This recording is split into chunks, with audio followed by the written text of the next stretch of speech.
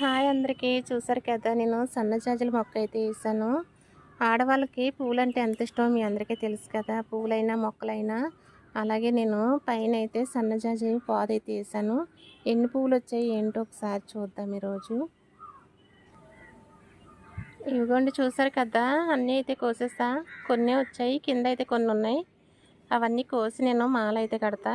ఎంత మైందో దండ చూద్దాం ఒకసారి. పువ్వులైతే దండ అయితే కట్టేశాను. ఆడవాళ్ళకి ఏంటంటే పువ్వులు, కుంకుమ, గాజులు మెయిన్.